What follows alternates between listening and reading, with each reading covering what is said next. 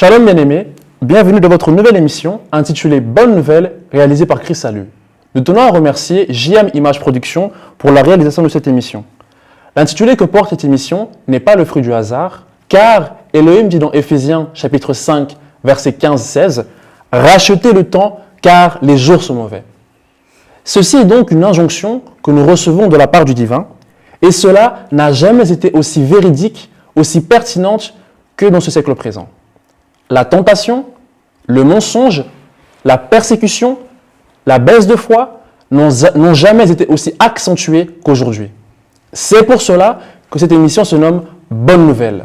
Car dans toute cette obscurité, cette atmosphère pesante, nous voulons vous apporter une bonne nouvelle qui n'est personne d'autre que le Seigneur Jésus-Christ. Bonne nouvelle. Je ne suis pas seul, je suis avec différents frères et sœurs que je vais présenter. Commençons par les frères et sœurs qui se trouvent à ma gauche. Bonjour frère Eddy. Bonjour. Comment vas-tu? Je me porte très bien par la grâce de Dieu. Merci beaucoup pour ta présence. Merci pour l'invitation. Nous avons la sœur Nissi. Bonjour sœur Nissi. Bonjour. Comment vas-tu? Je vais bien, merci. Merci pour ta présence.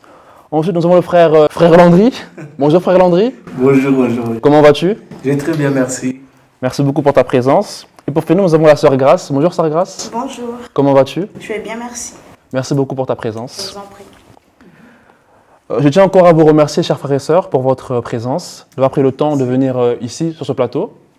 Donc, l'émission sera structurée en 3 parties. Première partie, ce sera sur le projet qui a été réalisé, le projet qui a été mis en place.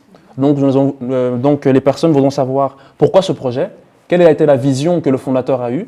Deuxième partie, ce sera sur un moment de partage et de réflexion autour d'un passage des Saintes Écritures. Et ensuite, nous allons terminer par une activité ludique qui sera un « Qui suis-je ». Ok, parfait. Ça vous convient? Cela vous convient-t-il? Parfait. bien sûr. Allons-y. Ok, ça va. Parfait. Commençons par la première partie.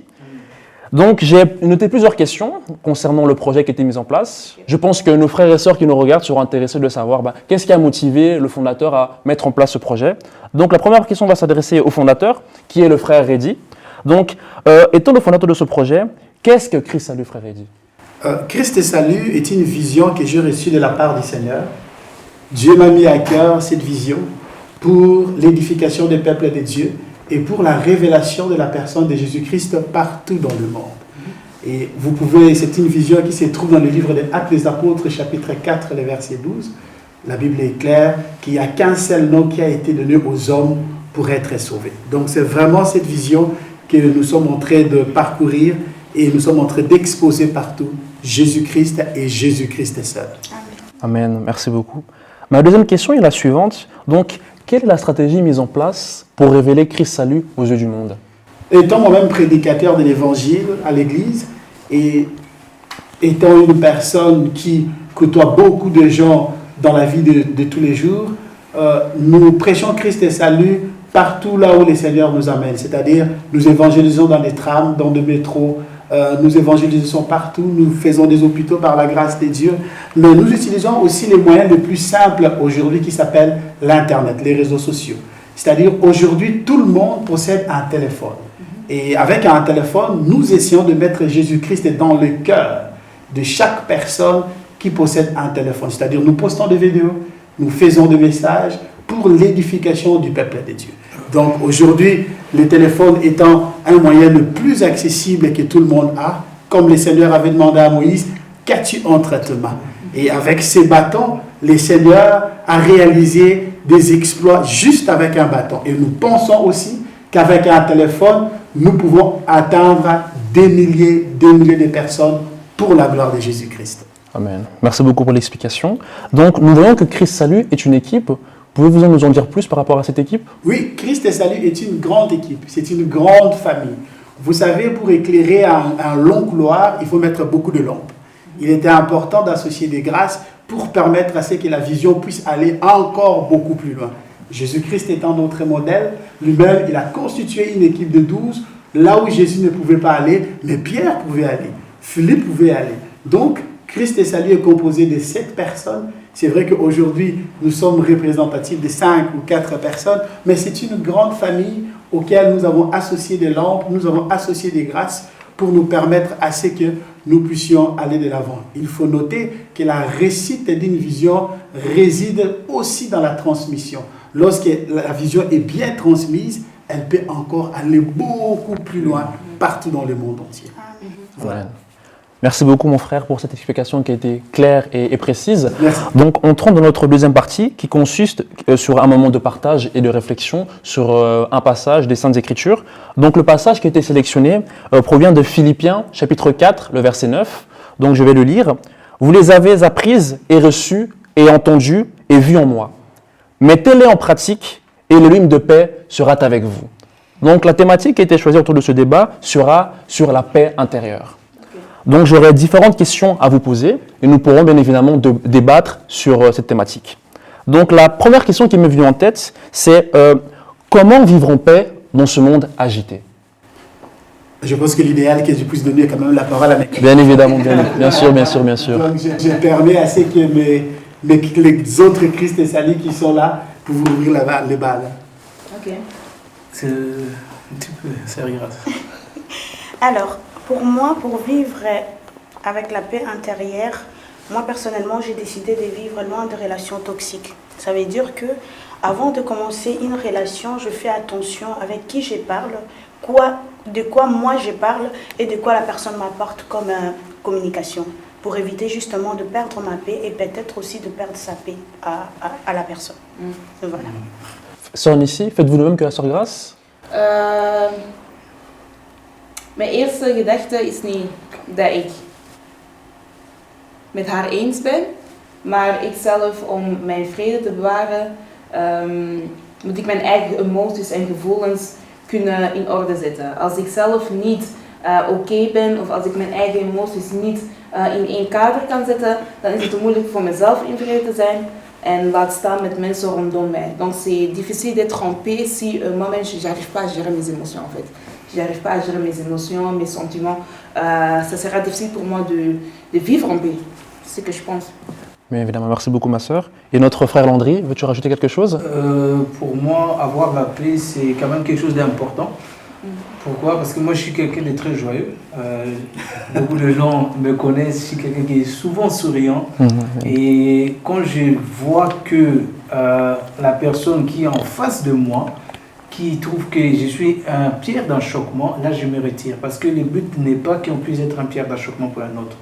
On ne peut pas être un pierre d'achoppement pour une autre personne parce que sinon il ne va pas pouvoir avancer et il ne sera pas dans la paix. Parce que si lui il n'est pas dans la paix, moi-même je ne serai pas dans la paix non plus. Donc j'essaie un peu d'éviter, comme ma sœur Grace, je la suis aussi, des relations toxiques. C'est difficile parce que parfois on est dans une relation toxique mais on ne le sait même pas. Et ça c'est quelque chose dans ces temps qu'on vit, avec beaucoup de choses qu'on a dans la tête, le travail, les activités. On se met dans une relation toxique sans qu'on le sache. C'est pour ça que j'essaie aussi de faire pour moi-même un discernement si je suis dans cette relation toxique ou bien si j'ai des gens qui ne m'amènent pas la paix, je préfère de m'éloigner de ces gens. Ça ne veut pas dire que je ne les aime pas, mais c'est juste que je les enlève dans ma vie. Ça c'est un peu une des façons comment je vis pour être en paix. Ça va, merci beaucoup mon frère pour Moi je voulais rajouter aussi quelque chose Oui, ma d'important soeur. pour dire que dans la vie il y a des gens, nous partons au travail, il y a même aussi les écoles. Nous rencontrons des amis, des collègues et aussi en nous, moi c'est que je fais attention exemple à l'école, quand lorsqu'un prof veut vraiment m'enlever la paix intérieure, j'essaie aussi de m'éloigner un peu et faire mon auto-évaluation pour voir qu'est-ce que je peux mettre en place pour justement garder toujours ma paix. Parce que ma paix intérieure est très importante. Ouais, je suis d'accord. Donc je trouve que ça c'est important, peut-être par rapport à ma manière de lui parler. C'est là, on n'arrive pas à communiquer ensemble, ce qui fait qu'on peut avoir des discussions et cela peut enlever ma paix. Alors à ce moment-là, je prends conscience de la manière dont je peux communiquer avec lui et je change justement ma manière d'être. Et cela est très important pour juste garder ma paix. Juste pour encore un peu rajouter, parce que c'est vrai que dans la vie de tous les jours, c'est aussi qu'au plus, comme elle dit, à l'école ou bien au travail, au début, tu ne connais pas les gens. Tu vas un peu faire connaissance, tu vas faire un peu connaissance avec les gens. Et puis, au fur et à mesure que vous êtes ensemble, tu connais aussi comment tu vas parler à une autre personne. Tu sais que si je dis ceci, il ne sera pas en paix. Là, tu vas voir les disputes vont venir. Et donc, c'est aussi à nous-mêmes aussi d'ouvrir les yeux aussi au moment quand tu es avec les gens.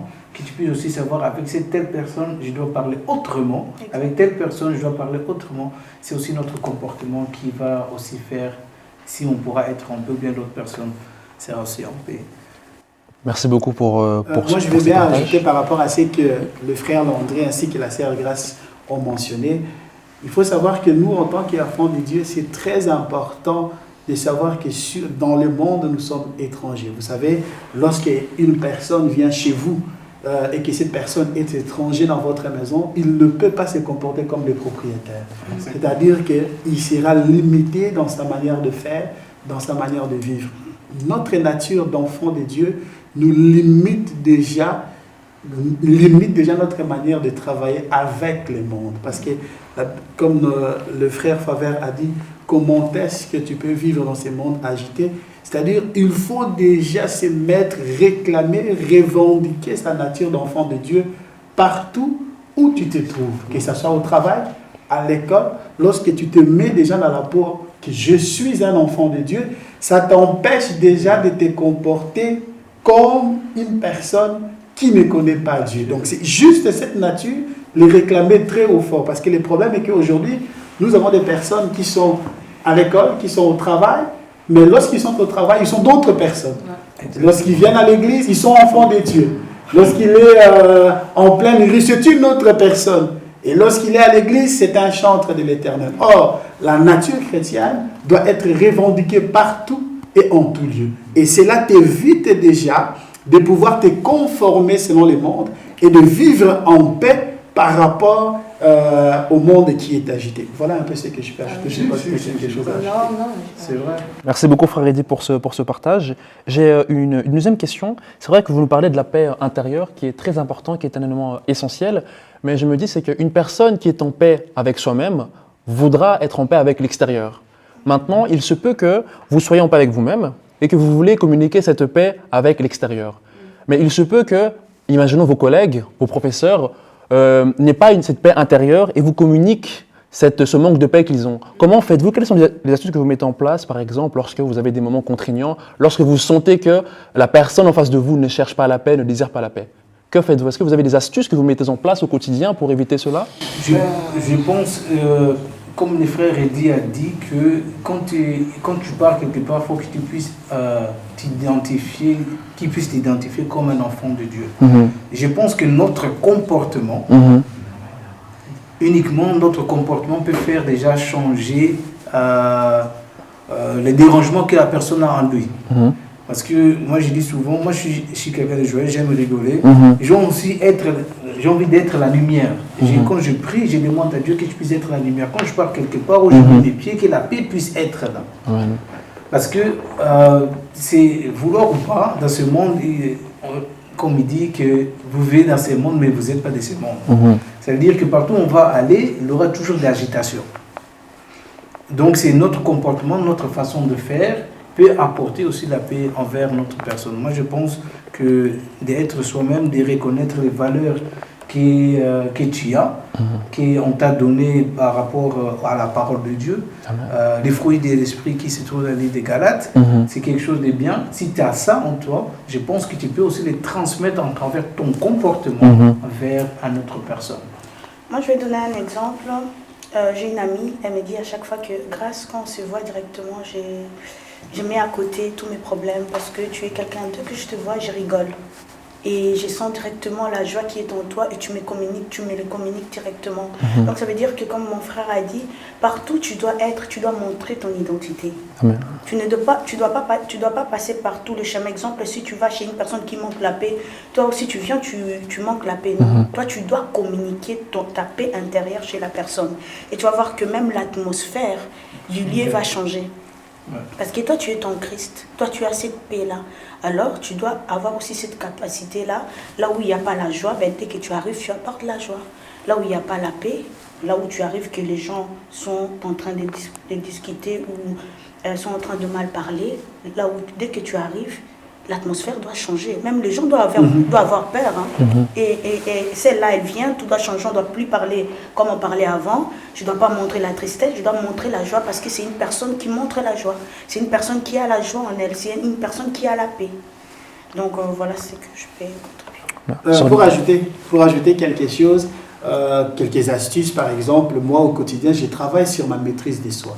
C'est très très important de travailler sur sa maîtrise de soi, c'est-à-dire ce que je regarde, ce que je vois, comment est-ce que je parle aux autres. Parce que plus tu travailles sur toi-même, cela va te permettre à ce que tu puisses développer des capacités qui vont empêcher ce qui est en face de toi de pouvoir entrer. Donc, je travaille sur ma maîtrise de soi. Je ne regarde pas comme tout le monde. Comme nous venons de lire dans le livre de Philippiens 4:9, l'apôtre est clair, l'apôtre dit clairement que ce que vous avez vu de moi, c'est ce que vous devez regarder et c'est ce que vous devez pratiquer. Alors, j'essaie de ne pas regarder comme les gens regardent dans le monde. C'est-à-dire, je regarde par rapport à la parole de Dieu.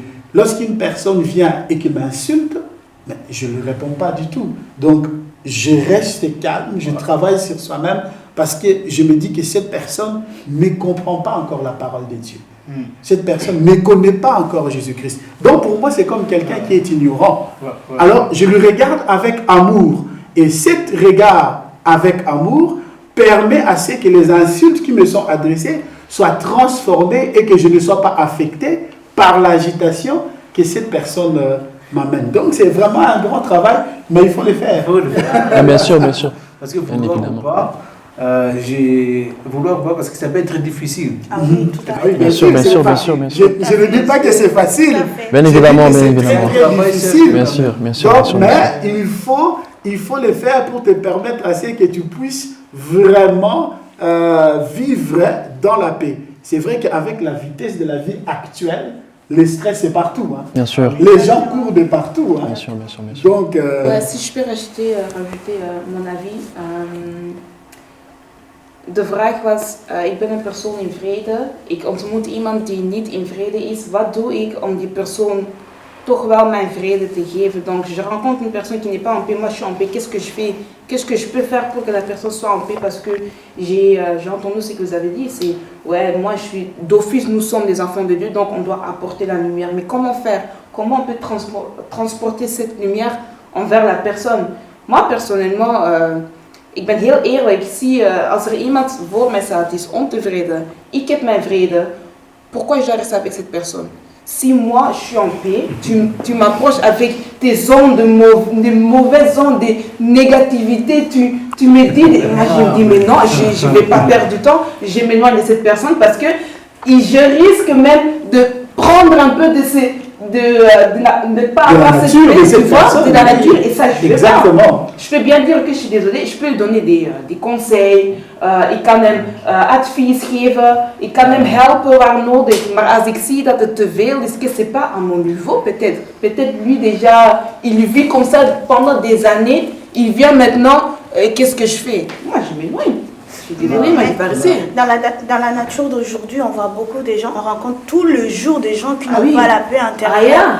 Mais aussi, c'est, allez, à toi de voir ton niveau, je peux te rejoindre justement, mais aussi de savoir que s'ils sont aussi, ceux qui sont là, nous connaissons, nous savons qu'il y a un Dieu, c'est aussi en même temps pour les aider, les apprendre, la parole, ce que la parole de Dieu dit, même des conseils, il y a des conseils, tu dis à la personne, écoute, qu'est-ce qui te dérange? Pourquoi tu as ces problèmes? Qu'est-ce qui se passe? Dès qu'elle te confie des problèmes, déjà tu l'expliques, tu as Jésus-Christ, tu l'apprends. Mais en même temps de conseils aussi par rapport à la manière d'être. Je pense que ça peut aussi changer sa nature, je pense. Oui, bien sûr, hein, bien sûr. Parce qu'on peut approcher la parole, mais dans la vie quotidienne, il y a aussi des astuces à faire. Exemple, tu ne peux pas répondre, une personne qui te parle, moi, tu n'es pas obligé de lui répondre. Déjà, ça te permet aussi et ça t'épargne d'un côté d'être énervé et de perdre ton temps, de t'enlever la paix. C'est des astuces qu'on peut aussi montrer à ces gens-là, bien évidemment, et en même temps mélanger avec la prière et la parole de Dieu. Oui, merci beaucoup, merci beaucoup. Par exemple, ne pas rester quelque part auquel tu vois bien que les gens sont entre des gens méchants, c'est-à-dire des personnes, comme la Bible dit, ne restez pas en compagnie des moqueurs, des gens qui calomnient, des gens qui parlent mal des autres, qui ne considèrent pas, qui dénigrent les autres personnes. Mais c'est automatiquement, si tu restes avec ces genres de fruits, ben, tu seras contaminé. C'est ça. Merci beaucoup mes frères et sœurs pour ce moment qui a été très intéressant. Donc voilà, donc la dernière question que j'avais, c'est une question intéressante, c'est que vous nous avez parlé, premièrement, d'un élément, c'est de se connaître. Premièrement, c'est de connaître la personnalité que nous sommes. Nous qui sommes enfants de Christ, nous ne sommes pas comme ceux du monde. C'est-à-dire que nous devons porter des fruits dont Galates 5:20, ce sont la bonne humeur, la joie, la paix. Il y a aussi un élément que la sœur Nissi a révélé, que je trouve important, c'est que nous devons aussi apprendre à fuir ces ondes négatives. Comme Joseph a fui le péché de la femme de Potiphar, qui l'invitait justement à faire une chose qui était contraire à ce que la loi lui disait. Donc, c'est un élément important, c'est que nous devons savoir qui est-ce que nous sommes, mais nous devons aussi savoir que lorsqu'il y a des ondes négatives, nous devons aussi prendre, comme on dit, prendre les pieds à son voilà, prendre du recul et tout simplement aller voir dans un autre endroit. Donc, merci beaucoup pour cette deuxième partie qui était très intéressante, qui, je pense, pourra édifier beaucoup de nos frères et sœurs qui peuvent nous regarder et qui seront fortifiés justement à mettre en pratique ce que vous nous avez donné comme astuces et qui, je pense, sont indispensables afin que nous puissions grandir et avancer dans la foi. Amen. Donc, merci beaucoup et nous allons terminer par notre troisième partie qui consiste à une activité plutôt ludique qui se nomme « Qui suis-je » Donc, êtes-vous prêts ? Toujours. Toujours ? Je pense. Ok, ça va. Donc, je vais vous donner une énigme et vous devrez essayer de trouver la personne dont je parle. Ça va ? Ok. Un homme puissant, rempli d'amour et de discipline, ayant à son service 100 soldats, dont la foi a étonné Jésus dans tout Israël. Ah, Qui c'est suis-je ? facile. Ce n'est pas évident. Peux-tu répéter? Donc, Bien sûr, pas de souci. Non, pas de c'est souci, un ma homme sœur. puissant. Oui, c'est ça. Un homme Un puissant homme puissant qui est discipliné et qui est rempli d'amour. et qui a à son Et service il a 100 soldats. 100 soldats. Ou 100 soldats. Mhm. Ça, ce n'est pas évident. Hein? C'est pas le. Ah, vas-y, demande. Je sais pas, vas-y, toi, peut-être. Non, moi je voulais juste un petit. Hein? Mais je pense Bah, que les gens C'est sont pas. Bah, il y a plusieurs. il y a- David? il C'est y a- David? C'est Moi je David? croyais. Ouais. C'est David? Attends, c'est pas les centurions romains? Hein? De quoi? Mais je pense que la réponse est Mais oui, la réponse elle est correcte parce que j'ai bien dit un homme puissant qui a 100 soldats et dont la foi a étonné Jésus dans tout Israël. Donc Ça, ces c'est éléments bon, mais c'est nous font exact. comprendre que c'est bel et bien des centurions romains. Oh Bah, là félicitations ma soeur Grace. là. Aïe, aïe, aïe, aïe, aïe, aïe. Merci beaucoup mes bien-aimés. Donc là, nous arrivons à la fin de notre émission. J'espère que ça vous aura plu et j'espère que cette émission vous aura énormément édifié là où vous êtes. J'aimerais encore une fois de plus remercier mes frères et sœurs qui ont su être présents. Merci beaucoup frère Eddy, sœur Nissi, frère Landry et sœur Grace pour votre présence sur ce plateau-ci. Nous voulons aussi remercier JM Image Production qui est à l'œuvre de cette émission. Nous voulons aussi remercier notre frère Karim qui est à l'œuvre de la décoration. Donc voilà, nous voulons vous dire un grand merci, que le Seigneur puisse vous bénir, qu'il puisse vous protéger là où vous êtes. Et comme j'ai pu le dire dans l'introduction, nous vous souhaitons à tous et à toutes une bonne nouvelle. Une bonne nouvelle. Bonne nouvelle. Merci. Merci. Merci.